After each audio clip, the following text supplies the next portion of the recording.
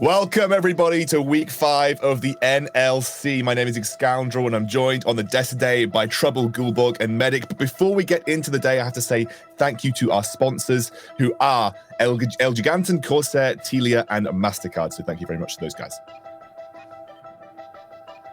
Right, let's get on with the day. I know there's always a little bit of a tension after the pause, but you know we have to do it for for various reasons. Now, obviously, we have changed up our guest this week. We are welcoming Medic to the desk.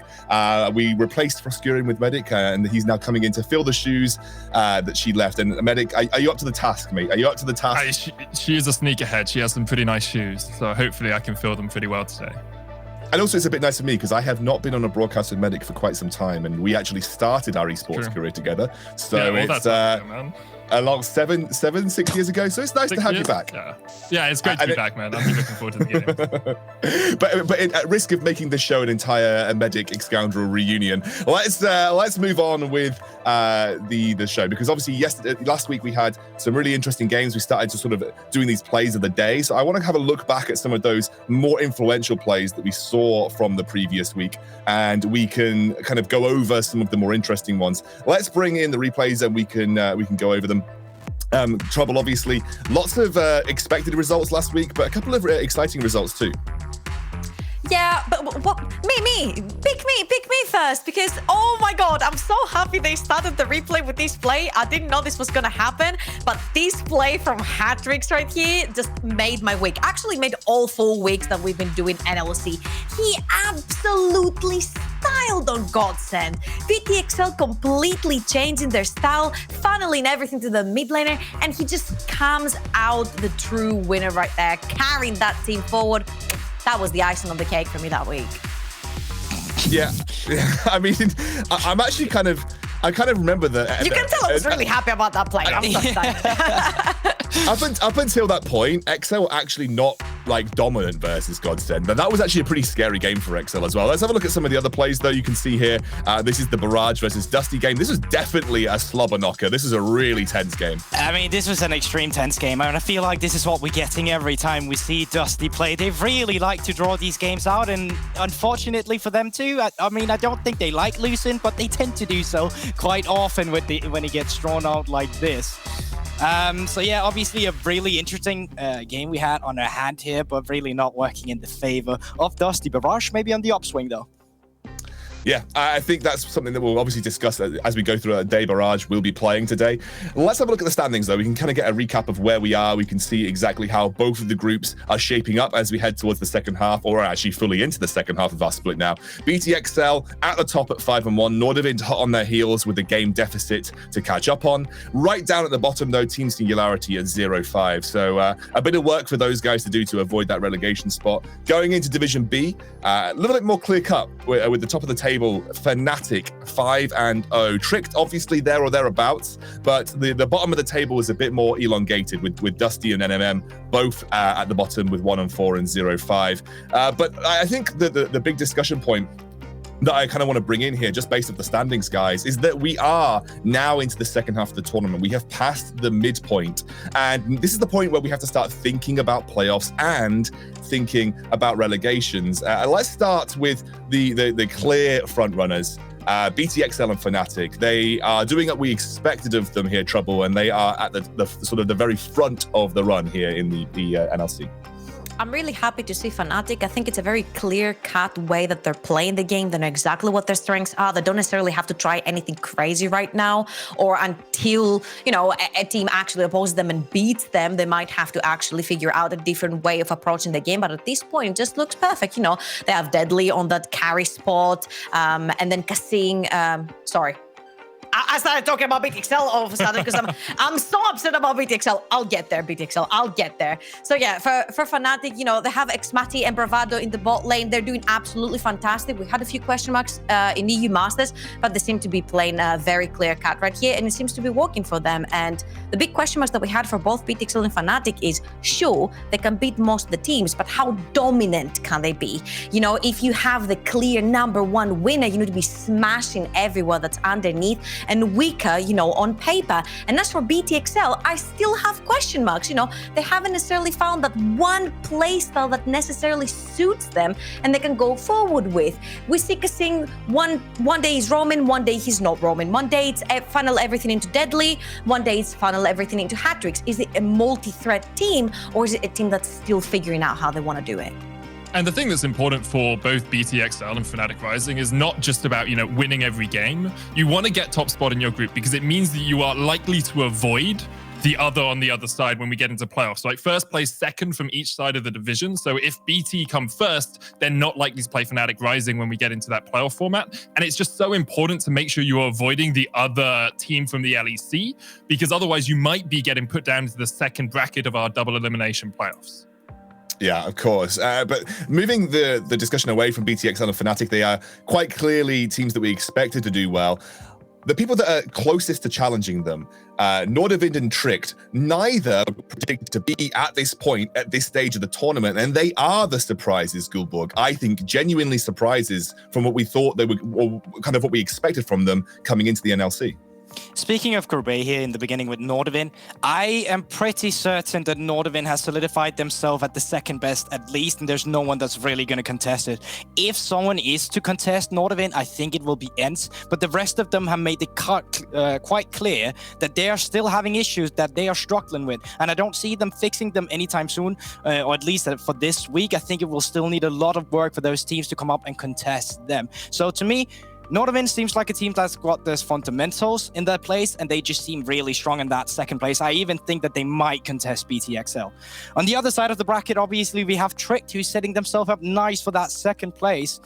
But I'm quite alone on this one, but I think that Tricked is still a roster that is figuring out how they really want to play. I think they've had success with it. Get you one day, Goldborg. Yeah, sure. You can get me. You can get me. And I'm all for my Danish brothers. And they have been performing really well. But I've also heard that they are trying out new stuff, and they are trying to find a new kind of, I don't even know if it's necessarily a new style or anything like that, but they're having some issues at the moment. And I'm curious to see how they will fix these issues in the coming games. I think it's obviously really important for them to fix those issues, because getting those top two gives you that second chance in playoffs. But I kind of want to move a little bit further down those divisions, down those tables, and start talking about the chasing pack, because the teams that are really interesting to me coming into this week are Godsent and Dusty, right? These guys are sitting in 5th place in both of their divisions, and you can look at it as they almost have a chance to get into playoffs, but they almost have a chance to go into the relegation tournament as well. Both Godsent and Dusty really need to step up in my estimations if they're ever going to have a chance to challenge some of the teams above them. And I mean, you're quite right about that one. And to me, Dusty seems like the team that's so close every time to actually get it, but never just makes it there. On the other hand, I think Godsent is kind of a flip every now and then. Sometimes I'd look at them and I'd be like, wow, you really got your fundamentals and you're playing a really smart game of League of Legends. And then sometimes I'm looking at them and I'm like, what is that? What was going on, right? And to me, that is just what we've also been talking about. The teams on DCRL level, I know everyone hates this word, but I'm still going to use it. Consistency, right? It can win you so much at this level. Just always having a clear performance and a clear pattern and how you want to play. And that's also why we see identities in these teams kind of playing towards that, how they're actually performing. That's why Godsent had some success in the beginning, because they were willing to just play their own individual style. Actually, you kind of, I want to loop back to what Medic was saying there. Obviously they are in the running for playoffs. I would wager that with that 1-game barrier, Godsent are a little bit more likely to be contesting for it than Dusty right now. I think Dusty are definitely thinking about relegation, but relegation is the name of the game, because whilst we can talk about the top of the table, we talk about the winners, we also have to talk about the losers. 6th place will go into a relegation tournament to face up against the winners of the Telia Master for the NLC spot. And right now, Singularity and M&M are yet to get a win in either group. They are thinking, and they have to be concerned, Trouble, about relegation. Now, I'm not very sure about M&M and what changes they might be bringing, into this week past halfway, because they have not looked hot at all. Like literally the only talking point about M&M to try and get them out of the hole has been aesthetic the whole way. But you can't just win with just one player in your team. You need all 5 gears to be rolling at the same time for the machine to work. On the other hand, though, I feel like Singularity slowly but surely have been finding their footing. They have been finding things that work for them. And if one of these 4 teams we just mentioned between Godsend, Dusty, M&M, and Singularity could potentially get into the top 4 and not actually get away from the relegations, but go into the playoffs, I would actually bet on Singularity because it's that surprise kind of team that you're like, okay, we don't actually know what we're going to face, but we know they're aggressive and they can take an advantage. So I think it's really interesting because we have seen improvements from Singularity, but if they don't improve this week, they are guaranteed relegation. If they go 0-2 this week, they are not able to get out of that 6th place spot in their group, so they have to improve fast, Trouble. Yeah, and actually that's really important because that really sets up the stakes for both today and tomorrow for Team Singularity. Actually, M&M are afforded a bit more of a kind of a what the word I'm looking leeway, for here. Leeway. That's the word I'm looking for. Thanks, Medic. They're afforded a bit more leeway here, but obviously with Singularity, it's do or die for them. Right, let's talk about the big league-related topic coming into this week, new patch, okay? New patch, we've had some big changes, and we'll start off with Varus is dead. Varus has been nerfed considerably. I think he needed to. He was such a high priority AD carry. Guys, talk to me about the changes coming into this patch. He's dead, he's gone, he's done. You know, his Q has been extremely nerfed in damage. His E has been extremely, well, I'm saying extremely, but I'm talking about early game, right? When your damage is nerfed early game, this is why you would pick Varus, because he was such a strong bully in lane with all the damage output that he could produce early game with just adding longsword after longsword into his inventory, which was also extremely cheap and easy to build. So from that bully spot, I think he's moved back to the on-hit sort of Varus, where you can argue that there's so many other on-hit ADCs that you can put in this spot, and with him completely removed from the red side team ban, we need to add another champion in that pool. I mean, that champion might just be Cartus coming in here for your heart, because Cartus had some substantial changes, both for his obviously his E that ticks faster now too. The thing is, where his Q also is just better for laning phase now. Obviously not so good against the monsters, but they tried to make him a more lane dominant. Seemed like they wanted it to more towards the mid lane, but that's not how it goes here. When you buff these mages like this, we are putting it towards the bot lane, and that's specifically what we've already seen in some of the other leagues that's been playing their playoffs now. And it wouldn't surprise me if Cartus is going to be the red side pick or just first pick blue side pick we're going to see. I think it's going to be a 100% pick ban this week, and I actually think that someone that can really facilitate having Cartus in the bot lane is Sejuani in the jungle. She's really powerful right now. Her E got buffed, and what it means is you can put a melee mid laner, a melee AD mid laner there, and have Cartus as your magic damage threat in the bottom lane. Team that up with a Sejuani, you have a really good ganking squad, and that can get you to the point where Cartus is powerful enough to do the damage for your team. Ooh, and I love how you mentioned that melee AD mid laner, because Zed was also buffed, slightly buffed. His missile speed on his W was buffed, which means that, want it or not, you're most likely gonna get hit in the mid lane. Yep. And with a Sejuani, with the likes of a Sejuani together with a permafrost that he has, it could be a very, very powerful duo that we could be talking about and seeing. So I'm just such a big fan. You know, I remember what was it? The Faker versus Ryu 1v1 with the two Zeds. I think that was one. And it leaves me speechless every single time. It's like when you see a Zed professional player, it's like your mind gets blown every single time. And I've been talking about it. I'm like, I can't wait for it to get back into the meta, and we might just see it. Yeah, actually, that particular clip, that's probably top 3 clips of League of Legends. You know, you think about the XPK backdoor, you think about the Ryu versus Faker Zed matchup. Those are like the iconic showing your clips age, of League of Legends. You're showing your I know. age. I'm old. I'm old, dude. I've been around League of Legends for a long time. Look, guys, it's been a really good discussion. We have to move on, though. We're going to be heading into our first game of the day, which will be that Singularity versus Nordavind matchup. Plenty on the line. We'll get into it after the break. We'll see you very soon.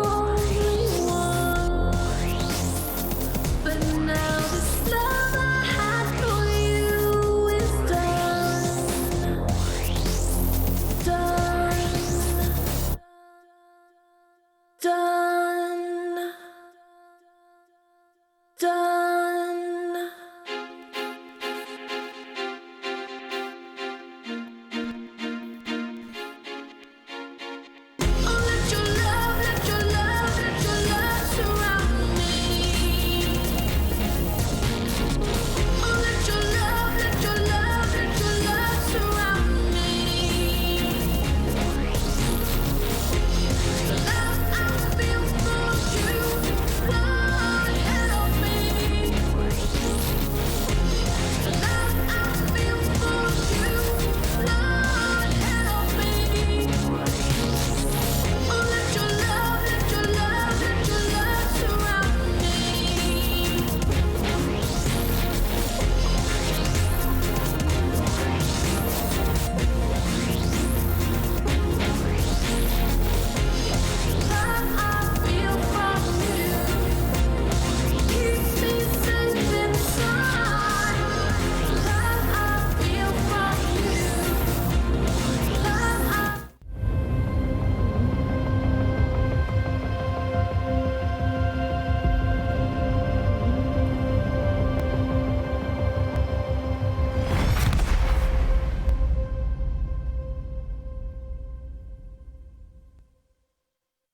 Yeah, baby, let's go.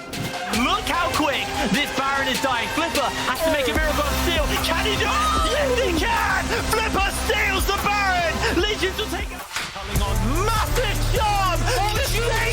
Welcome to the bounce house, Singularity, as they are just cut through. Excel just walk away with it. He's looking for the big engage. That's a wombo combo to bring display of talent as the rain comes down. 2,600 health onto the Infernal Soul. Stevoy just going to launch him with the ultimate. He's able to steal away the dragon. Stevoy now doing his best to try and get away. The polymorph's on. He flashes away, but Chrisberg's able to secure the kill. In comes Mummus with the cyclone.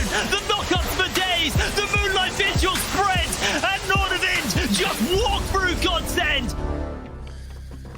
Wow, Hitbrain sounded really excited there. I don't know if you guys could hear. He was riled up. So all I could hear at the end is just Hitbrain going, Okay, guys, that sets us up nicely because we are going into Singularity versus Nordavind. Now, obviously, we briefly touched on Singularity and what this means to them. But let's just quickly kind of look at Nordavind. They're a surprise team in second place in Group A right now. And really, it's that buzzword. It's that word that we all hate. It's consistency. I don't get why you hate it, because I also feel like, yeah, it can be overused here and there, but it is literally one of the best words to use for Nordavind. I feel like their laners, especially, are always so consistent about their playstyle, especially Ericsson in the mid lane, really good at securing his minion waves, really good at just staying on his comfort champions. And that's usually what we see when we look at Nordavind. They like to play for their comfort, and they like to just play by the book. They're a team that's really good at playing the fundamentals, and reason why Nordavind is looking so good as they are right now is because they found out how to play for the fundamentals so quickly. They build in that synergy, and in return they just became a really good team. I don't disagree. I think you touched on a really important point for me, which was Ericsson. This is the guy he's that just doesn't trying to sort of sugarcoat boring, but it's Honestly, no. Let me defend that. Like, Nordavind, right? You can say whatever you want is boring, but at the same time, have you ever seen another team that sends their support up to actually contest this scuttle 2 minutes into the game? Like Bieber, Bully, and Noltia is actually building up synergy, and you can call it boring if you want to, right? But you could also just look at the map and you can see all these small niche things. So yeah, it can be boring every now and then, but when you notice these small differences that Nordavind are actually making every time they play, it's actually quite entertaining about how they are evolving. See, I think I have to agree with you there. It's calling something boring because it's good fundamentals, it feels really odd to me, right? Because none of these teams should ever be trying to be G2. They shouldn't be doing B. They shouldn't have like roaming Nautilus in the mid lane. At this level, you should be very good at executing a specific draft consistently and in a dependable way, right? And if you can do that, then you can be near the top of the groups. Maybe you won't be able to beat the Fnatic Risings, the BCXLs, but you can at least get second place. And I think that's what Nordavind are doing.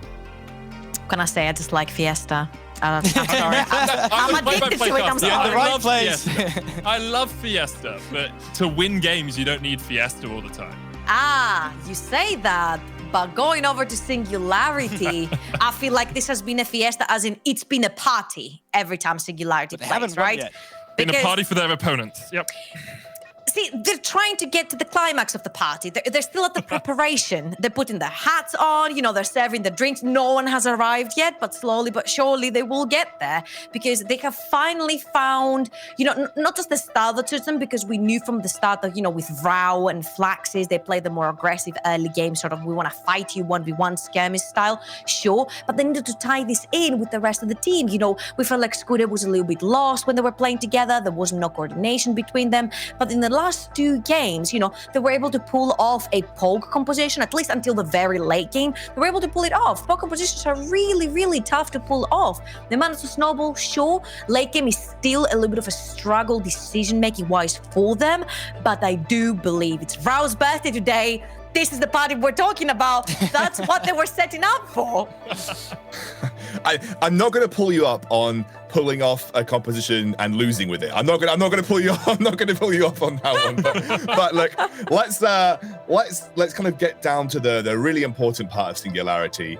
They need this win. Yeah. If they don't, I think it's relegation time, or at least like absolutely guaranteed not play us. But I believe Medic said it's like guaranteed relegation time if you don't get this win, right? Wait, so you have to win tomorrow. today and tomorrow. You have to lose today and tomorrow to be in relegation. So you need one win this weekend. So you need one win or two. Like at the end of the day, like this is the first step that they need to take. If they get this win, it releases the pressure at least for this week. So this is such an important matchup for them. And I think this is a tough one because apart from BTXL, I can't name a team that I think is harder to beat in Group A.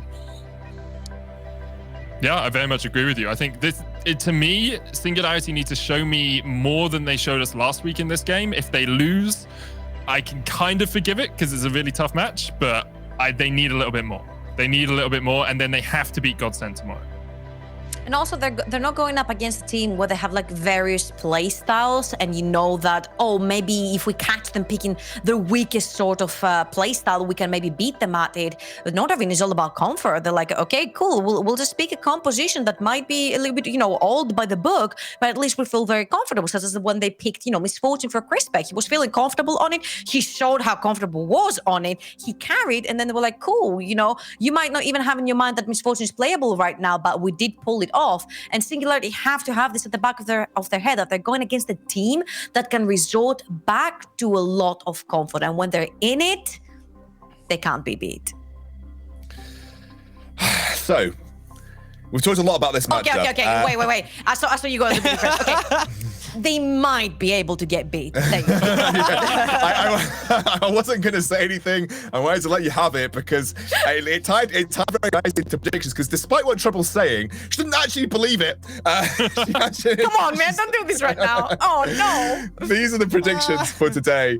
Not one single soul has gone for Singularity versus Nordavind, and actually the only game of the day where there is a little bit of dispute is the Dusty versus Trix matchup, where both Hitbrain and Gulbug, the two potentially very wrong people down at the bottom end of the table in the form of... Actually, I've got a question for you, Gulbug. Like, we've constantly talked up Trix and how Eren and Wazor are just like absolutely standout laners. Why Dusty? I mean, to me, it's both looking back in what they did in the first time they played and how close it was and the potential we actually saw in Dusty. But there's also bigger factors in it to me. Actually, Dusty flew the whole team over to Iceland. They're boot camping right now. They're getting a lot of fundamentals down. Coaches there too. And specifically for the reasons we've been bashing Dusty, it's these fundamentals, playing the game correct. So I believe in the system that's been created. And you can bash that if you want to. We can also prove it wrong later today with how they're doing with Trick. But I just believe in it this time, and then if they don't win this, I mean, they can send it out in the cold. Iceland is a cold place right now. Like, just get rid that's of not it. right for you, man. It's not like you've been getting 100% predictions or anything, right? That's another one that's gone wrong. I think what Gulbug's saying is he has inside information that a lot of us weren't privy to about the boot camp situation. I assume all of these teams have practiced in the last week. No, I think that's true. Guys, look, we're going to be heading into that champion select in a few short moments, but we have a quick break in between that, so we'll see you very soon.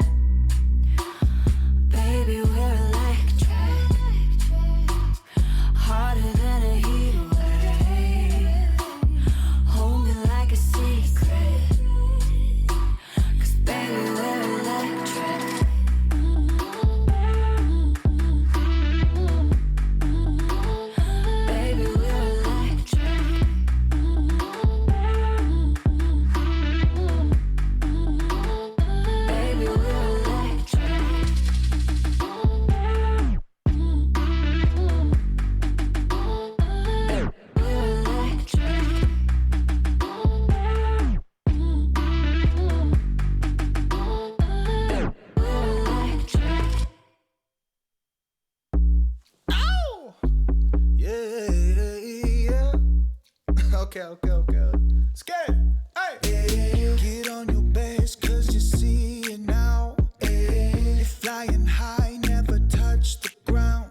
We're hitting notes with the way we move. We're popping off like a flower in June. Feel the sun's rays on our skin. We're thinking this is it. This is it now. Hey. Every step and we get the best. Make it right and forget the rest. It's like our cards get it every time. I see the spark shining every night. Then we walk over the moon. It's just the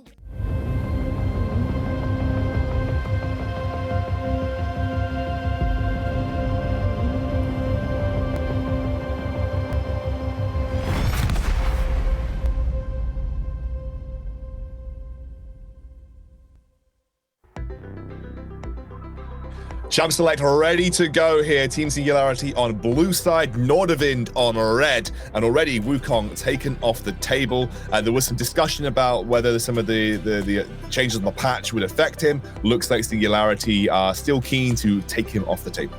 Yeah, obviously Wukong did get changed a bit, but also Nordavind is one of those teams that's actually been flexing the Wukong towards the jungle, and it also tells us they're not really willing to first pick this Wukong, but they don't want to give it over to Syndra coming through. Syndra obviously still a strong champion in the patch here, and then we actually get Ericsson's Asir taken away, and this is one of the champions he's been really keen to play.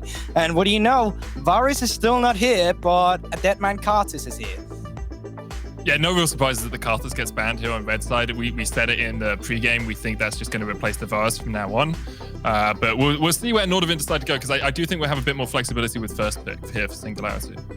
And honestly, we've seen the Karthus being banned away from Singularity as a blue side team versus Riddle. But let's not forget that Skude absolutely loves his AP mages and whatnot in the jungle, such as the Nidalees, the Elises, the Talia. He plays the Karthus as well, so it would be a way to sort of try to diminish his pull.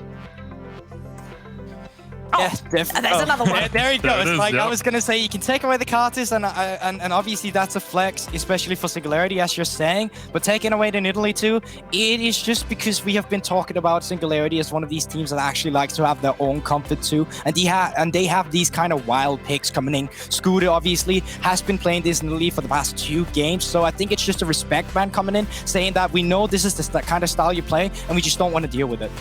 So I'm actually really interested by this Ashe first pick, because I was running through my mind, you know, you've got the Aphelios Ezreal that tended to be the bot laners that we saw clashing up against each other for these first rotations of picks. Ashe first does give you a little bit of engage. It gives you some utility as the game goes on and good wave pressure. So I actually quite like now picking the Karma into it to try and get that push back for Nordavind in bot lane. Yeah, actually, this is something that when I was doing a review of some LCK games, I've noticed that they've started putting a huge amount of priority on Ashe. Yeah. And actually, Ashe is slowly becoming a higher and higher priority in terms of AD carry. She's actually really good into Kalista. So, you know, if someone's going to try and pick Kalista into you, Ashe is actually a pretty solid pick in that regard. And actually, people are just valuing the engage and valuing Ashe as a pick overall. But it is going to be the Karma Ezreal locked in response here from Nordavind. And in all honesty, I feel like Ashe has sort of taken over from the Varus and replaced him, because you sort of do the same thing, right? You poke, but a little bit less than the Varus did, because he would take 70% of your HP. Ashe is a little bit more chill with that. You do have engage or disengage with your ultimate, and a really big tool right now with all of these junglers roaming and taking CS from everywhere. You've got the scout shot with your E, so you can tell anytime you need a gank where the enemy jungler is, and I feel like this is a very, very powerful tool. Yeah, and also we just see the bot lane actually over on the side of it in Nordavind going for the straight Ezreal Karma bot lane. Before this patch, it was usually the Lulu Aphelios we'd seen that come through. Now it's just Lulu Ashe instead. I think that's a nice response into the actual doppel range, so you can't really pick Amelie up with the Ashe instead. Do you want to talk about this, Lisa? You seem kind of surprised by it. I'm very surprised because everything else is open, right? The Talia is open, the Elise is open, and we do see that it's kind of easier with the Ashe, right? If the Ashe hour hits, then you can hit the Cocoon with the Elise and then go forward. We know that Flaxis likes to play sort of like the Renekton's in the top lane. That would tie very well with the Elise. But what that tells me here is that Vrao and Skude want to go on a date with the Lee Sin and potentially another mid laner that will go up against Ericsson's Orianna, which will not necessarily be an easy task. I think the big issue here is for Team Singularity, because they picked their jungler and then Nordavind were willing to take the Orianna for Ericsson. Nordavind can now just ban out 2 mid laners if they want and really threaten Singularity. I'm a little surprised by the Talia, because usually that's been Skude taking it in the jungle, but I'm not sure if Rao plays Talia mid. Yeah, it is one of his very favorite champions. But there we are. There we are. Makes sense. That's also the thing right now, because they actually chose to have priority on this Orianna instead. We're looking at Singularity that really gets to pinch down the champion pool of Nolte here. Nolte, who's been playing a bit, like he's have different champions. I was going to say the Gray's been one of them he had in the first week. Not necessarily the style I like the most. I don't think they should be too worried about the Grace going away here. You can already look at the composition that is coming through from Nordavind. It's exactly what we wanted from them, right? You got the basic, you got a bot lane down there that can get all the priority you want. You can scale well with the Ezreal too. Spikes on 2, Spikes even harder on 3, and then you got the Orianna, who's literally just what Ericsson really wants to do in that bot lane is just be there all the time, keep having that pressure, keep pushing his waves, and just be Ericsson and be a nuisance in the late game. And in all honesty, I feel like Team Singularity need to ban the Olaf as well right here. Nolte has seen a lot of success with the Olaf as well. It's really easy to reach an Ashe in the backline, as well as having a shield on you with the Orianna and the ball to cause a massive shockwave in the back. And honestly, I don't think it's a surprise it's banned here. Yeah. I mean, big brain, but the problem is, like, there are so many junglers that you can still pick. I would be a little bit surprised by the Trundle just because of how much his Frozen Domain got nerfed. Like, the attack speed buff on that has been nerfed a bunch. So jungle Trundle isn't as strong as it was. It can still work. You still have Subjugate for later on, if in case there's a tank that you have to deal with, like an Ornn for Team Singularity, which I would actually quite like for them generally. And that's because, yeah, you look at the composition of Team Singularity. Right now, you don't have any necessarily really just hard engage or a tank that can be a front line for Yash right here. You go in with the Lee Sin if you want to, but chances are he's still going to get blown up. So by picking the Trundle here on 4th pick, you kind of neutralize the tank that they need on the side of Singularity. So I actually really like the Trundle pick, and at the same time, you can get that counter pick from Momus. So I really like the Trundle on 4 here. Yeah, and actually, something that we heard from some of our interviewers in the previous weeks is actually Trundle Lee Sin matchup is Trundle favored. Even with the nerfs, I'd be surprised if that actually has swung back into Lee Sin's favor. It's a classic Renekton for Flaxish in the top lane. It's a very, very solid pick for him. Vrao on a comfortable pick in the form of Zoe, and it's actually something that Trouble talked about. That this is a kind of a fallback to comfort for Singularity, which is probably what they're going to need if they're going to take a win if Nordavind. It is, and the thing is, usually Flaxis doesn't necessarily get any attention for his team, especially when he played the Renekton game, and he made the outmost of plays around the map. So honestly, before we go into this game, just keep an eye on all the flanks that Flaxis is gonna look to get, because when he touched that Crocodile before, his flanks were insane. 0 resources, 0 ganks for him, and he was the only ray of shining light for his team. Now, I do like the Ornn in the top lane because Nordavind have hard engage and Ashe is extremely immobile. So we're going to have to see how much stakes it can survive this. All eyes on Singularity in the early game, because if they fall behind with this kind of composition, it's just really easy for Nordavind to pull this one through. So they really have to make stuff happen in the early game. Yeah, I completely agree with you. I'm looking at Singularity and thinking, where is the ease of execution? Where's the consistent damage? Like, if you don't get snowballing with both Flaxish and Vrao, I feel like it's going to be an issue. Whereas Nordavind, that's like 101 League of Legends right there. Really easy stuff when you get to the 5v5s. You've got great spikes coming through with the Orianna and Ezreal at 2 and 3 items. So I'm favoring Nordavind just out the draft. We're going to go to our casters, though. Hitbrain and Orcs are standing by, ready to take us through our first game of the day. Thank you very much, Excandro. Hello and welcome as we're getting ready to go into game number 1 of week 5 here at the NLC. Orcs, we've been getting a hint from the desk, but they're not particularly sold on Singularity's draft, maybe, mainly just coming off the fact that they don't really have too much ease of execution. And when your back is to the wall, you almost want to go for, the easiest to kind of execute team. And looks like they're trying to get a bit of style points going. I mean, I think this has been typical of the side of Singularity. We've seen them often go for these compositions that have high sort of skill caps on, where you need to execute on these difficult champions. You need to be landing your skill shots. You need to be applying that early pressure.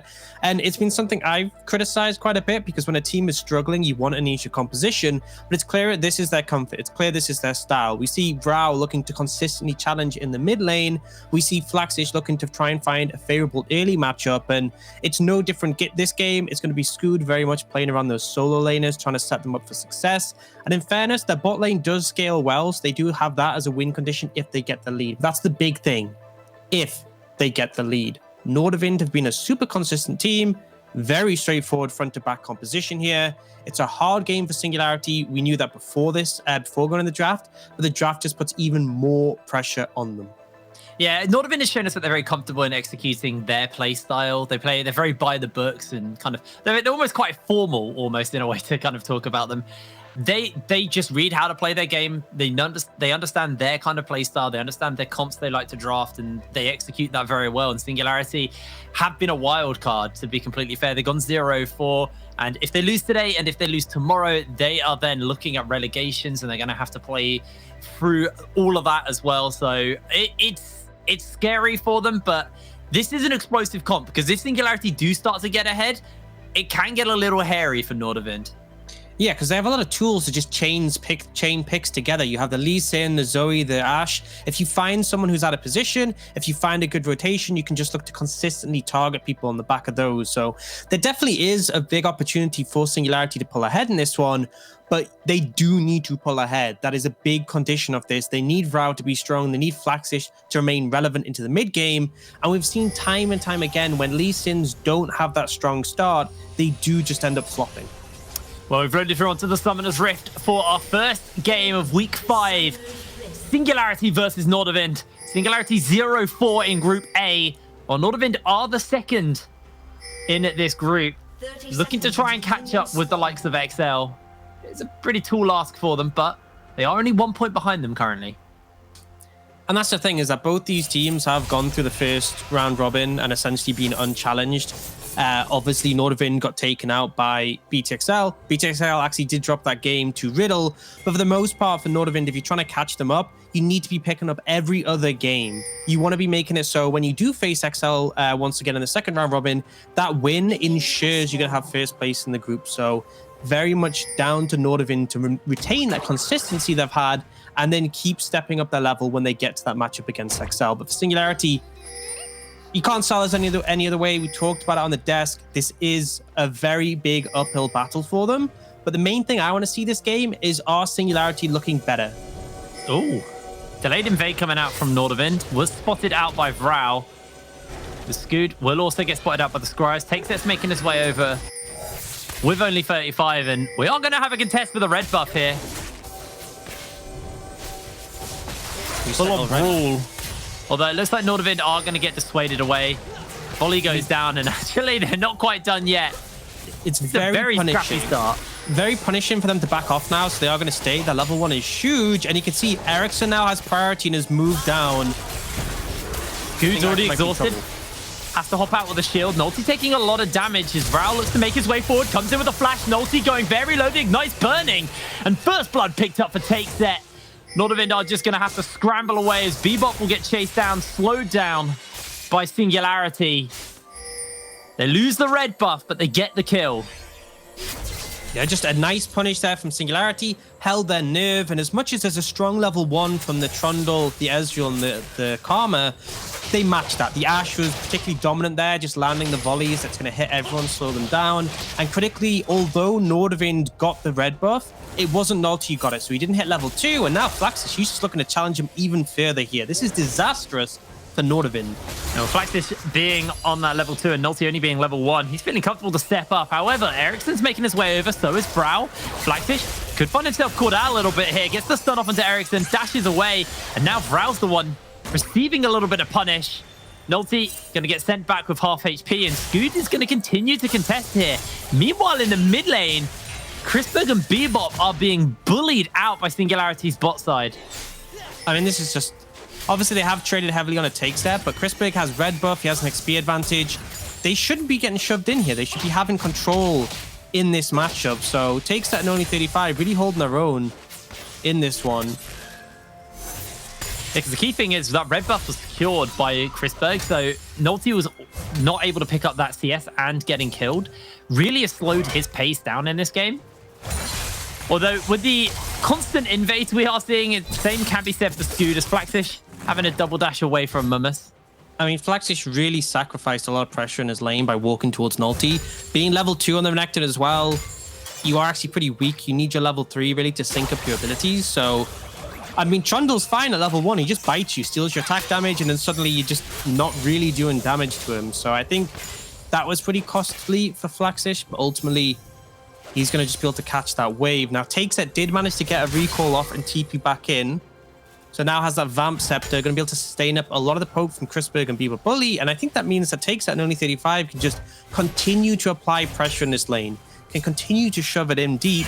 And until they get challenged by the likes of Nulty, who is already behind, they're pretty fine to keep doing that. I see a contest is broken out of the Scuttle Crab once again. Scoot and Nulty just constantly brawling down here. Scoot will take the empowered mantra, but with Takeset and only actually stepping forward, Chrisberg now has to be very careful. Uses the shift early, and Scoot's able to secure himself the crab. And Nulty just being put further and further behind. Every little objective he tries to go for is contested. And that was actually a double crab for Singularity, as they got the one in the top side as well.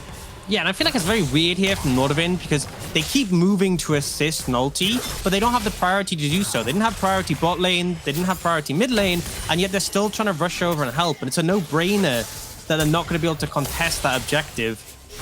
So I feel like they should have just given over the Scuttle Grab, conceded, let Nulty spend his time on his wolves, for example, and then manage to crash the waves in return. It's a bit of a strange play from Nordavind, but it's not completely uncharacteristic. It is something we saw in that loss against XL, is Nordavind sometimes have an issue with contesting objectives that they shouldn't. An unwillingness to give over a member of the team and say, okay, Nulty's behind, he's not going to be able to get the Scuttle Crab, let it go.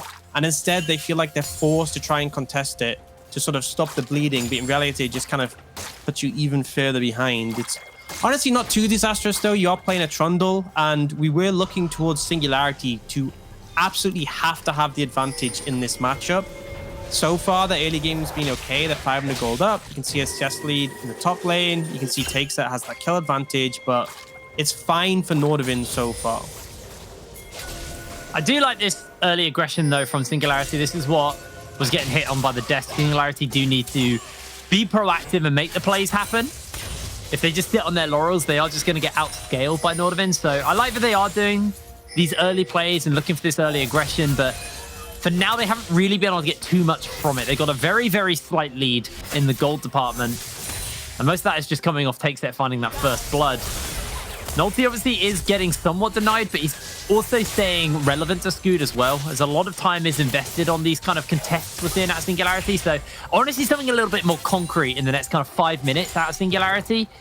Otherwise, I do feel that Nordavind will just start to get more and more comfortable as this game goes later and later. I mean, absolutely. And I think, oh, Scoot looking for a gank here. Yeah, he's only level 4. He's going to jump in, get the slow off onto Mummus. Flaxish can't close up, and Scoot now actually might find himself getting killed by Mummus.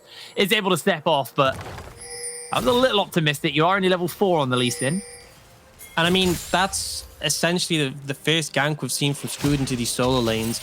And you have to take a look at the state of the game. So mid lane, Rao is down in farm significantly. Top lane, Flaxish is up by 10 CS, but he's playing into an Ornn where it just doesn't matter. If you're 10 CS up on an Ornn and he gets out of the laning phase, he is completely fine with that.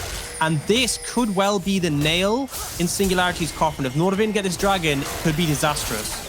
Well, they are actually looking to contest. The teleport's getting used. Nulty's going to try and get there in time, but Scoot's sliding in forward, gets the kickoff. He's going to land the smite.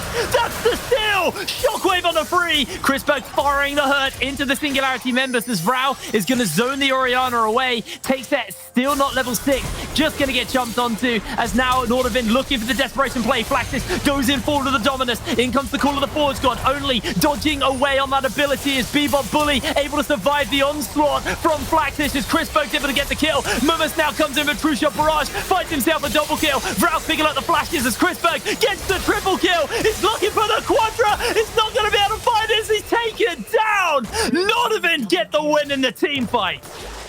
And it just gets so bad for Singularity after that fight. Chrisberg picking up so many kills there. Ericsson as well. They got the dragon share, but losing that fight is disastrous. And it was just Nordavind with honestly some stellar team fighting there. They lost the dragon, they lost Nulty, but but then they just disengaged, found a good spot to approach, and Crispberg was completely on fire, consistently laying down those Mystic shots. And actually, Mummus had a really heads-up play on isolate here. So you see all these low HP members who look like prime targets for Mummus, but he knows that isn't the priority, and instead he hits Flaxish with the ult. And that actually keeps Bebop Bully alive, allows Crispberg to take him out. And the thing is, these low HP members aren't much of a threat. Renekton was the threat there. Mummus dealt with the right target, and that was the critical thing in this play. Nordavind's target selection was absolutely excellent and was the reason they got this big team fight win. Really, really beautiful stuff there. Singularity now shoved underneath the tower. Scoot has found out Nolty, got that level 6. He's actually looking just to go in for the insect. Vral not going to find him with the paddle star, but does get the bubble off. And now with the enchanted arrow, down goes Nolty. Singularity find their pick, and this should result in them getting themselves a Rift Herald off the back of that as Flaxish steals away a blue buff. And something that's been talked about for the past few weeks is that at times Nolty has looked like the weak point on this roster. Singularity have capitalized on that, and they are punishing. They are consistently picking him off, and you can see in this situation as well, Nolty now 0-3 on the Trundle. And as much as the Trundle does scale pretty well into later stages, you never want to be put in this situation, especially when it's a winning matchup against a Lee Sin, being able to drain away his attack damage and just withstand him. But being 0-3, extremely rough in this game so far. And I will say that despite the fact they lost that team fight, Singularity got the dragon. That means they're still on time to get that dragon soul. They've just taken the Herald there. They're still very much in a spot where they can maintain pressure in this game. Yeah, absolutely. It does feel a little bit like a flip of expectations as far as the junglers go. Scoot has been extremely coin flip. I guess the majority of this split. I mean, it's been a lot of tails more than heads, to be completely fair for Scoot. And Nolty, for me, coming in from previous seasons, as someone who's followed him for a long time in his career in the UK scene, he's also been a coin flip player, but I think this has been probably one of the most standout performances in a season we've seen from him. He's been playing incredibly consistently. I know that's the dirty word, but he has been playing, you know, pretty crisp every game. And this is not the Nolty that we have been seeing throughout the rest of the NLC. So this shift in style seems to maybe have scattered Nolty a little bit and put him behind. As it does look like they are looking for a jank onto Flaxish, but Mummus didn't realize Scoot was about. Flaxish pops the Dominus as they get the kick back from Scoot. Scoot jumps in with a ward hop, knocked up by the Call of the Forge God, is burning low. Flaxish is able to secure the kills. In comes Ericsson, but he is too far away. Singularity with a great little play there. And a beautiful read from Scoot there. He knew the expected play that was going to come in. He knew Nolty was going to show his face. He did. And they end up being able to get that kill and turn the gank around. So it's just Scoot having an excellent read on Nolty. And ultimately, for me, my biggest criticism of Nolty has been his decision-making. I think that's something that he's had an issue for a long time. Over prioritizing things like the scuttles, like that dragon, like a gank in this situation. I think Nolty can perform well mechanically. I think in team fight situations he's solid, but I think his decision making in the early game can suffer. And now Bebop Bully just goodbye. Yeah, he's gonna pop the heal, but cut down by Takes. The exhaust is way too late. An easy little pick up there for Singularity, and they're utilizing this dash arrow very, very well so far. And I think this is where we can see Singularity really start to take control, and it's just chaining the picks together. You have a lot of tools to continuously challenge this and just keep taking pick after pick after pick, and they've played well to facilitate that, but Vral might be in trouble. Yeah, Vral taking a lot of damage there from Ericsson. Shockwave was used. So it looks like enough. Singularity are just going to look to try and take this bot lane turret. Although they are going to back off, so the plate charge will go down. Take Set and Scoot pick up the gold. And it's not going to be first turret blood, but it is an injection of money into some of the Singularity carries as the dragon spawns up, and Scoot actually maybe found himself a little caught out. The pillar's been used, but can just ward hop, goes in for the kick, and Bebop's just attacked the out. Scoot with a crisp play, able to find the kills. Takes it, charging up the queue, and the slows are in. The bubble is going to zone away Nordavind, and Nolty will fall. Scoot with a double kill. Beautiful play there. I honestly felt like the Herald was a bit rough. You could tell they wanted to prioritize the dragon, but as soon as Nordavind try and challenge them, they instantly turn it around. once again get a couple of picks, and Scoot has really just been on form this game. We said they needed early pressure. We said the execution has to be crisp, and so far it has. Singularity really looking on point so far, and with that second dragon, we're going to be looking at about a 24-minute Dragon Soul if Singularity keeps securing them, and it's also an Ocean Dragon, one of the most powerful, so Singularity are in a prime spot to take this game. So 2,000 gold lead between the teams. However, Chrisberg also got that 3-1 scoreline. 2-0 onto Ericsson as well. So the gold is actually in the pockets of the Nordavind carries. I mean, it's the jungle difference, really. If you look at the gold there, that is the goal difference, the gap. So even that being said, still a 300 lead to Chrisberg individually. There is a 300 lead to Ericsson over Vrau right now. If we switch back to the items, we can start to see what spikes are getting hit. The Luden's Echo and the Pen Boots for Ericsson. The Sheen and the Manamune picked up for Chrisberg. Vrau matching currently to Ericsson and his items, but the Blade of the Rune King being a much more costly item than the Manamune. Takes is actually a little bit further behind Chrisberg currently, just in his items. In terms of numbers, sure, but the spike of the Blade of the Rune King is a really big one. Yeah. That Chrisberg will obviously get quite a bit of power when he gets his 2-item spike and stacks the Manamune, but takes that by that point will have the Runan's Blade of the Rune King, which is really powerful in its own right. And it's just about just riding that momentum and keeping it going. Now, something I will say, the goal difference in the jungle, typically you think that, you know, Trundle is quite a low economy jungler. He just needs to build tank. He's not too worried. But the reason this is really concerning for Nordavind is because they need a front line. And unless Mummus is grouped with them, he is not going to be there instantly. He's going to have to TP in, he's going to have to walk down. It leaves a little bit of time where they don't have this Ornn. And when Trundle is this squishy and there's so much lockdown from the Ash Arrow and from the Lee Sin potentially jumping in for a kick, it's actually really difficult for Nordavind to approach an objective. Because if Trundle approaches, he is so weak, he will just get blown up. And no one else on the side of Nordavind wants to approach. You don't want Ezreal to be running in first. And you can see it's happening now. Yep, Nolty gonna get chunked. Vrau has to flash away from the shockwave as Chrisberg also blinks into his face. Looking for the bubble. Chrisberg just about to take it, actually, as the Ash Arrow comes in from downtown, blocking Bebop. Singularity do get a little bit of poke off here as Nolty is able to dodge away on the Paddle Star. Singularity looking for their punish in the bot lane. Not gonna be able to get it. Takes it, should just get some free time on this tower and maybe able to take it out, actually. The Hawkshot will spot out the members closing in. Chrisberg has to be very, very careful. Scoot has the inspec available, so they just back off. They don't want to fight. That'll be bot lane turret picked up by Takeset. And I'd like to see a bit of a switch out from Singularity, go towards this top lane and get this Herald for themselves. I think what I want to highlight from that play there, though, is you saw Nolty trying to approach, as was being talked about, and it's just so easy for them just to layer damage onto him. And you could tell that Nordavind, as soon as Nolty got chunked, even though they were trying to still offer things in return. Oh, nice flash from Ericsson. Yeah, able to survive there. They look for the play, though. That is the flash and the cleanse burnt on the Orianna. No shockwave available either. This might be a fairly easy pickup of the crab as Blackfish going for a fight with Mumma. In comes Takeset, the Blade of the Ruin King for slows, and the Ash slows start to just melt through his health bar. Scoot flashes in, follows up with a kick and the red smite. That's an easy kill for Scoot. 4-1 on the Lee Sin. It's really great to see him kind of return to his stride here after a very, very tough first 4 games in the league. Just a really nice transition up the top side as well. Vrau, a little aggressive here. Yeah, it does obviously have that flash to work with, so a lot of movement from the Spell Thief, and Ericsson's been chunked out. So this should just be a free Rift Herald now, picked up for Scoot. With the Prior, they've been able to gain mid lane. Dragon spawns up in a minute. Chrisberg will be able to trade out for a turret in the bot side, while Takeset shoves in the lane top wave. Now, what I'd like to see here from Singularity is you reset for this Dragon, you throw the Herald down mid lane, Nordavind have to deal with it. Very easily means you can move towards that Dragon.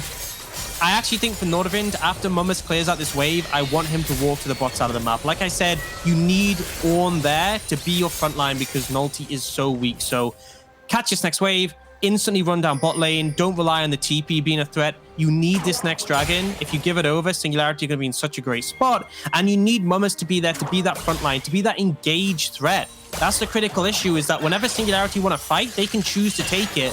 But Nordavind are really relying on Mummus being there. He is walking down now, so hopefully this is enough for Nordavind to retain some presence in the area. Flaxish already down. Does have the pincer. Nordavind actually does the vision control around the river. It will get spotted out by the Squire. Scoot. Actually just going to summon the Herald instantly now. Singularity looking to close in. There's the kick by Scoot. He can follow up. Looks to get in for the steal. Not going to secure it this time. Call of the Forge God knocks up onto Only as he takes a true shot barrage. Flaxish has to jump away, and Singularity have the pincer on the mid lane. They lose the dragon, but they force Nordavind away, and they should be able to get a mid lane turret. Yeah, Herald's just going to charge here, and Nordavind routed there. So Singularity still gets something, but overall it wasn't really a successful play. And I'll say the big issue was that they were slow to rotate. Takes that overstayed in the top side. The rest of the team weren't there in time to set up vision control. And with Ashe walking from base, they weren't in position to get control of the river area. So a nice play from Nordavind, in all honesty, to rotate Mummus down. And securing that dragon buys them more time, because Ocean Soul can often be a game ender just securing that. And we're still going to be at least 9 minutes away from Singularity having it. So a bit of breathing room for Nordavind. Yeah, there's for them some room now. Trinity Force also finished off the Chrisberg, so he is going to start to really, really hurt people, because he takes that power farming for the Rune and Spike as well. He's got all of the components, just needs that last little bit of gold. And the pinks are going down, actually. Mummus showing on the bot side. I believe they also saw Nolty. This could be a sneaky 20-minute Baron coming out from Singularity. The Blade of the Ruined King actually means they're going to do some pretty monstrous damage. Chrisberg actually spotted out on a ward. I don't think Nordavind are aware this is going on. The Singularity do back off. I think a blue ward was thrown down by Chrisberg, so yeah. Yeah, you could tell they sniffed something, but ultimately Singularity do back away. And this game is a bit on a timer here. Yes, the Lulu Ashe are going to be relevant later on, but the Renekton will fall off. The Ornn will get more powerful, and one level away from having those Ornn items for himself. Mummus is also going to be able to hand them out to his teammates. That's when things start to get scary. So Singularity do need to start finding some ways to get some headway in this game. That's that for now. Oh, Only. Only has to flash away. Chrisberg does miss out on the Q. Not actually going to do too much damage to Only, but Only forced a flash, meaning Lulu's a little bit more exposed, could be somewhat exploitable. And Singularity actually taking their foot off the gas a little bit here in the last few stages. I mean, the problem is at the moment you lose that dragon, it's 240 till the next one, and that won't even be soul for you. You're not really in a place where you can comfortably take the Baron, because there's a ton of threat from an Ornn ult coming in when you're in the pit. There's the poke from the Ezreal, the shockwave as well. So essentially Singularity have been forced into a lull, and this can often happen in the mid game, is that when you miss out on an objective, it's very hard to find another one. Singularity need a pick, ideally, but they're not really being given much of an opportunity to do so, when ultimately the targets to pick on Nordavind are quite difficult. So they are just going to try to start up that Baron again. You see Nordavind walking over, and they blue trinket it. Yeah, they have spotted them out on the blue trinket, although Singularity actually committing for the moment. Chrisberg shifts over, and we might have a bit of a smite fight on our hands. A 2-level lead to Scoob means he will be out smiting pretty hard as the arrow connects onto Nolty. Bebop already chunked and forced a flash. Vrao looks for a bubble, gets the assassination off with the flash forward. And it might just be back to Baron for Singularity. Just want to keep chaining these picks. Takes are actually looking to go aggressive here. Yeah, they use the exhaust on to take set as well. Kick hits Nolty. Flaxus joins up with the rest of the team. He's going to try and get some mid lane prio. Vrao has an exhaust now. Singularity not quite healthy enough to continue onto the Baron, although they may look to just go again here. I mean, Scoot can tank it pretty effectively. Forward. They just want to keep forcing Nordavind to contest them, look for the picks, chain them together. But now Bebop Bully is up and available. Singularity do get the bubble off onto Mummus. Mummus gets a little bit of his health bar chunks, but he's still pretty tanky with the Forge Fire Cape and the Infernal Mask. Looks like that is just going to be it for Singularity. They're going to step back and call it quits there. I mean, at this point, you need to be setting up that dragon. And actually, you can see Singularity fishing for a pick there. They're going to be late on the reset here. And that's the important thing, because Dragons in 35, we saw them late for the last Dragon, and now that impacted them. They need to get this next one, because I think you can see how much of a lull there is in the game when you can't easily take the Baron, it's very risky, and when you're not threatening the Ocean Soul for at least another 5 minutes, it is a bit concerning. Singularity going to move over, start clearing out some vision.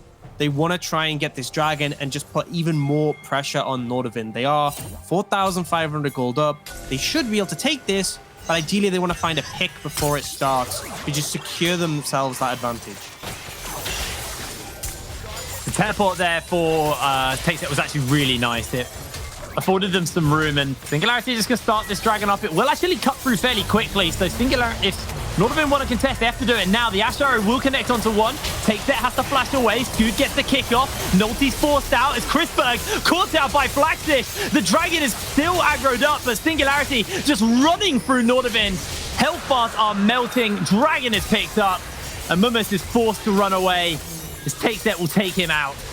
Just beautifully played there by Takes It. The patience, the ability to use the flash to disengage, and then the flank from Flaxish was huge. And even in their losses, Flaxish has consistently been finding these beautiful flanks in the Renekton. He does it once more. He finds Chrisberg just as the Arcane shifts forward, and they're able to get 2 picks and the Dragon. And now, looking towards his Baron, Nolty has no flash, so very difficult for him to get in on this one.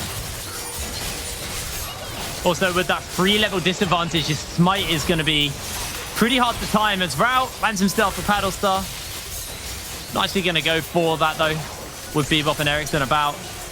And it looks like Nolty trying to get his way sneakily forward here. Ericsson doesn't have the Shockwave available quite yet. Scoot goes in for the kick flash and secures Baron for the team. Singularity got their foot back on the gas and looking to control this. Just beautifully played. I mean, this whole game from Scoot has been beautiful, but that kick there, he knows that Nolty isn't a threat. He's off to the side. He has no flash. Concerned about the Shockwave steal from Ericsson. Flash to kick him away. Dash back in, secure the objective. Leaves no chance for a steal from Nordavind. So just beautifully played there from Singularity, and they got 2 big major objectives. We saw a lull, but they now are on Soul Point in 3 minutes and a half, and that's just as the Baron times out. They're going to be able to use this Baron to heavily look to threaten some of these structures on the side of Nordavind. Looking towards that mid lane tower, Flaxish is already pushing towards the top side, and you just want to further extend this gold lead, so when it does come to that Dragon Soul fight, you're going to be even further ahead. And at the moment, they are 7,000 gold up on Nordavind. This is what they needed to do. Singularity actually recognizing that early aggression and just this kind of wild card playstyle was exactly what they needed to get ahead in this game and pull off. But Trinity Fusion now handed out to Chrisberg on the Ezreal, so he has a fair amount of extra stats to work with. Bebop maybe getting caught out in rotation as the bubble hits onto him. Instantly going to cleanse up.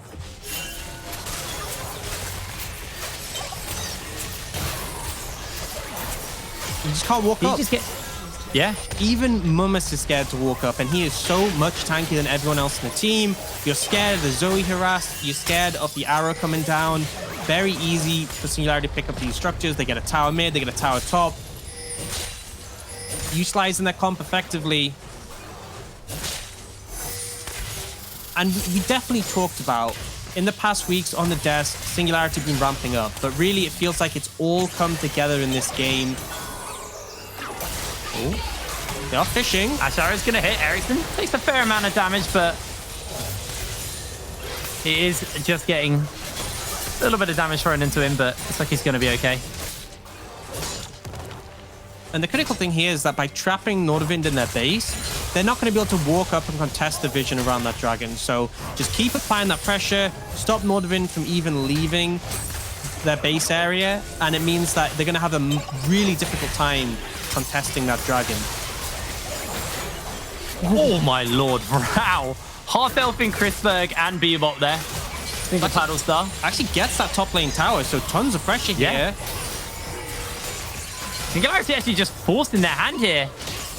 This could just be incredibly costly for Nordavind as they lose the top lane inhibitor. Bubble not actually going to hit anyone as Nordavind are just sent packing, and with that dragon, with that inhibitor falling down, this means there's going to be supers on the opposite side of the next objective, being that Ocean's Soul for Singularity. And now they can reset, head down, get complete vision control. There are some control wards from Nordavind in the vicinity. You can clear those out and essentially just completely blacken out the map for the side of Nordavind so they can't see anything.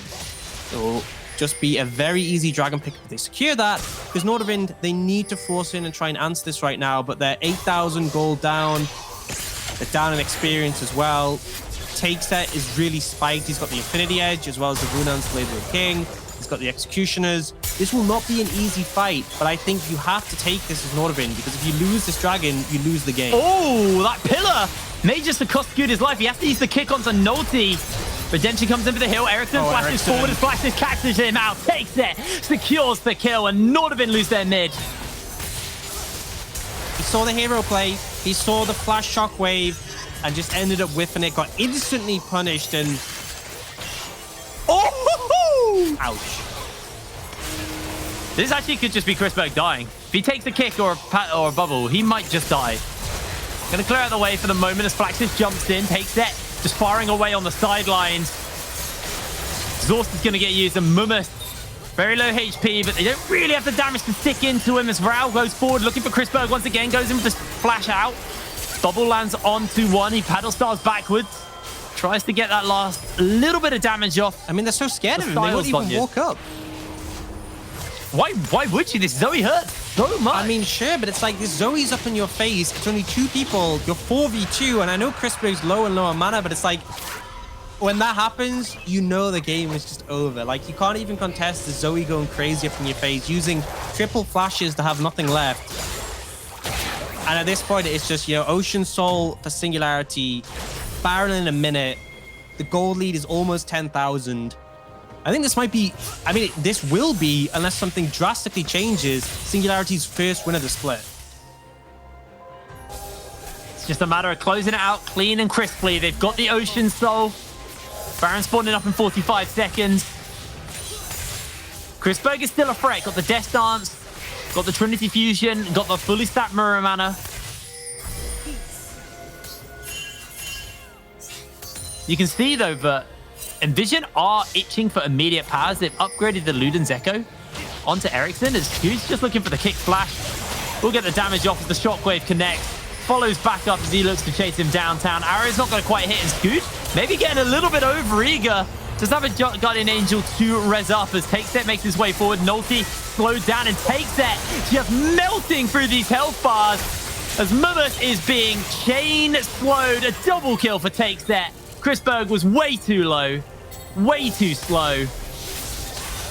And he's just going to get sent packing as Rao looks to come in forward with a bubble. Not going to quite pop onto Bebop. I mean, you took out the front line. It's only the back line left of Nordavind.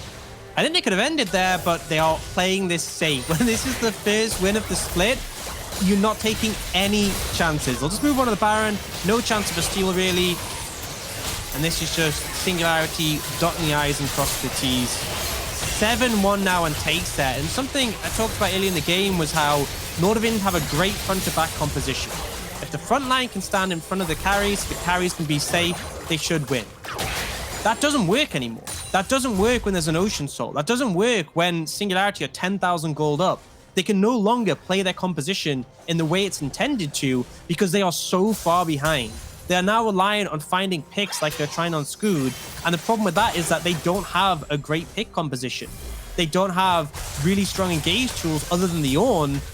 And when you're using your Ornn ult just to try and pick off a jungler, it's not working out favorably. Nordavind, they need, I don't even know what they need. They need a steal on this Elder maybe, but before that they have to withstand this Baron push. It's just looking really dire for them right now. And Singularity are just looking very consistent. Not 2 words I thought I'd put together in this league so far for Singularity. Consistent and Singularity, but this is a nice sign. This is a revitalized roster. They are looking to kind of fix up a lot of their earlier issues they've had. And for me, as much as Takeset's had a great game, and same for Vrout, I really want to big up Scoot here. He's had a very rough season so far, and it really feels like he's bounced back here.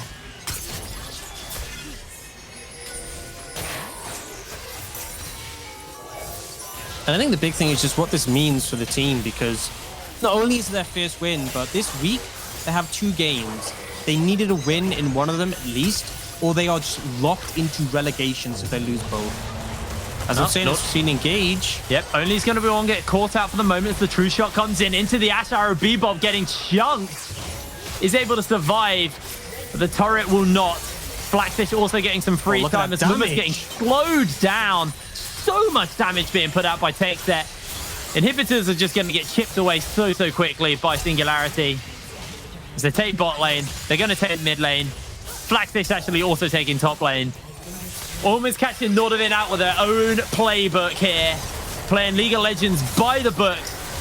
Brown pretty chunked for the moment, but Scood making sure Blackfish is able to survive. The first turret will fall at the Nexus. Shockwave is a whiff and it hits no one. Mumus gets kicked back and the wave is being cut through. Nordavind can't do anything but watch his Singularity siege their base and get the first win for the NLC.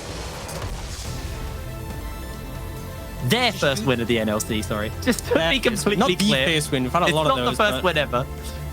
It's just huge there for Singularity, in all honesty, because this week was the last week for them to really have any sort of shift in the standings. They needed at least 1 week over their one win over these 2 games this week. If they didn't, they were locked into that 6th place spot in the group. They were locked into relegations. And I didn't expect them to win against Nordavind. No. None of our analysts expected them to win against Nordavind. We thought if they were going to get the win, it was going to be tomorrow against Godsend. But getting it here takes off so much pressure. You now are still in contention for that spot, for that 5th place one. And potentially even, if things shift up enough, you could even make the bottom end of playoffs. It's a big if. It's going to be reliant on a lot of other teams, but it's just a great stride for a team that has been developing over the course of the entire split. Absolutely was a rough start. Absolutely was really kind of painful seeing some of the earlier games, but over time they've gotten better and better, and I think this was an improvement on that even more so. It felt like they had a clear understanding of their win conditions. Scood was playing the jungle beautifully in the early to mid game, and the team fighting was stellar. It felt like Nordavind, similar to what we saw from then against Excel, were a little bit lost, a little bit unwilling to give up objectives, just ended up flopping. Yeah, I mean, Singularity beat out the 2nd seed in Group A in Nordavind, so a great win for them, but also keeps them from teetering over the edge into relegation. They're still got to win a few more games to make sure they don't get relegated, and obviously a bit kind of depending on what happens to Godsend and Ents now as well. But man, this was a great win for Singularity. Now we are going to let the analyst desk break this down, so we're going to cut to a quick break and we will see you in a second.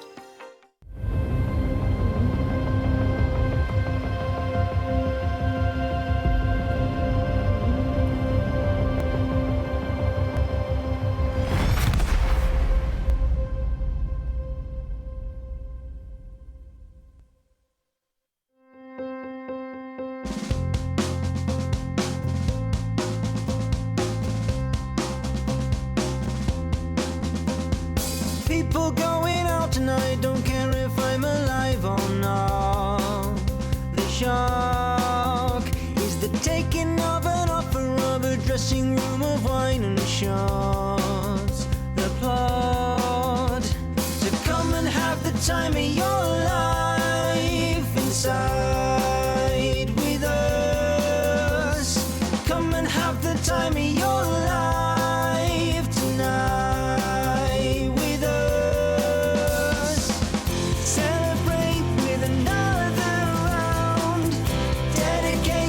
Sound of clapping hands, it's your light, it's your moment, better yet, you're alive, so survive.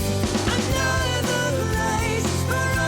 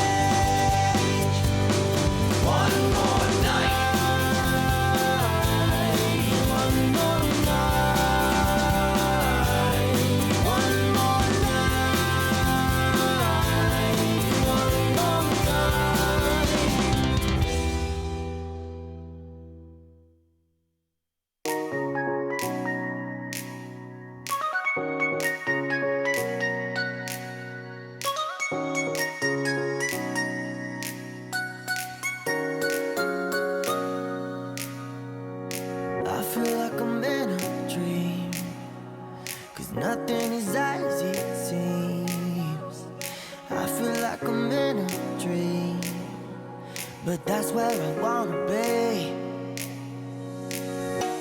And I feel free for the first time. And I feel free for the first time. For the first time. For the first time. For the first time. And I feel free.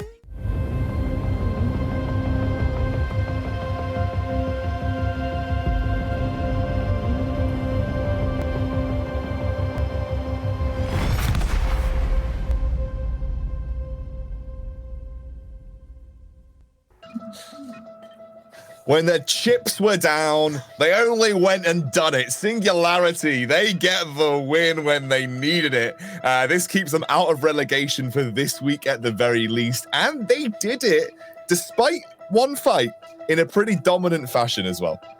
I just wish I had my party hat so I can actually join Vrau's birthday. I think this is the best gift he could get for today. You know, his team has been struggling.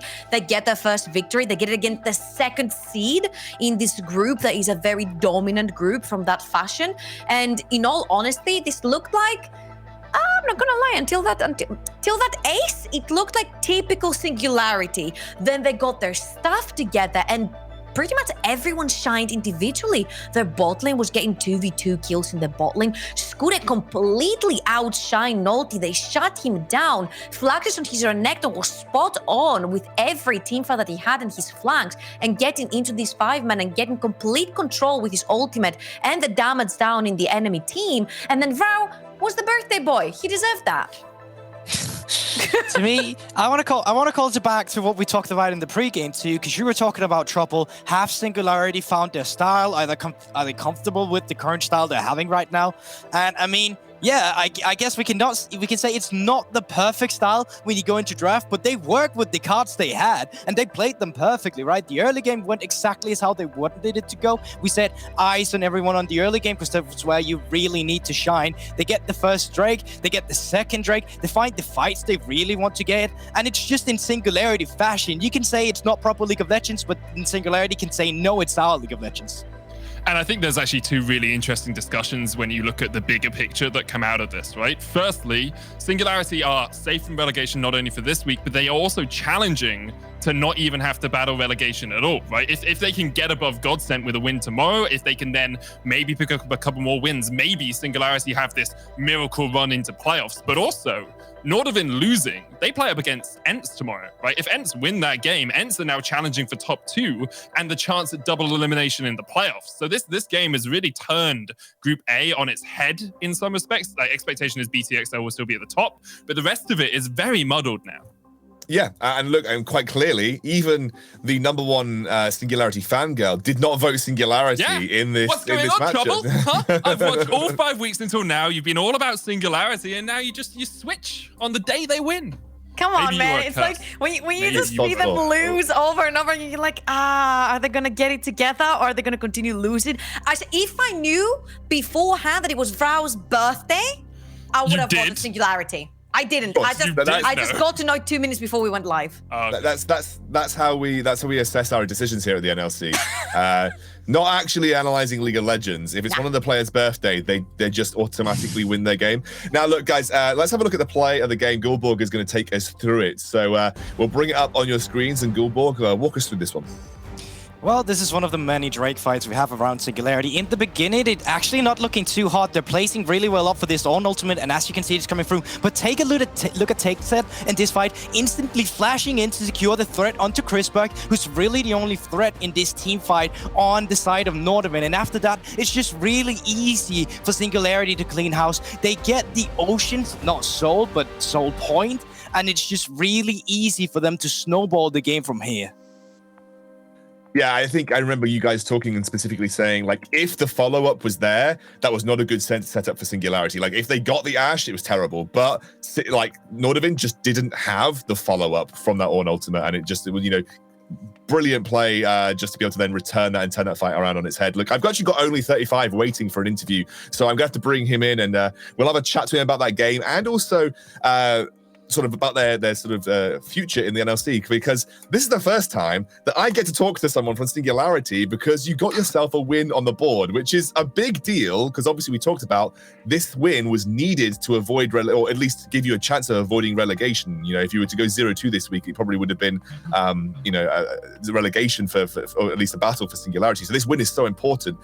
Talk to me, Only 35, about what happened from last week to this week. Like, what happened from last week to this week to get to this point?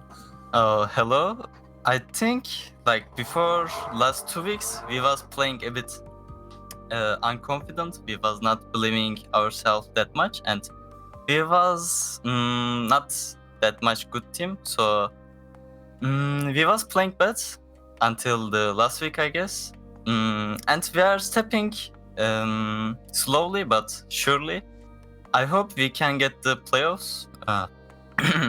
So I'm still a bit excited from the win, because that win was meaning us so much, as you told. We are still aiming playoffs, and that's all for now. Yeah, you actually answered my second question. I was going to ask you, what are your hopes for the rest of the league? And quite clearly, playoffs are still in your mind. Just one question before I kind of let you go. Has there been a change in team direction? Have you done something specific to give yourself more confidence going into these games? Or has it just been this? You just got it right today. Like, has there been a specific change in the way that you're approaching the game? I'm not so sure, but I mean, we was playing differently completely from our scrims and officials. I actually don't know, but we stepped it up, so I'm happy about that. I don't know how we did it, but we are playing more confident and player playing more good. So you all played incredibly well, especially Skude, who I think had some fingers pointed towards him. He smurfed on Lee Sin today. Like, he smurfed on Lee Sin. He had a great game.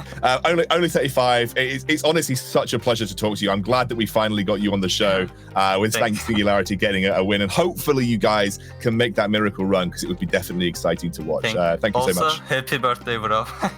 Yeah, happy birthday, bro.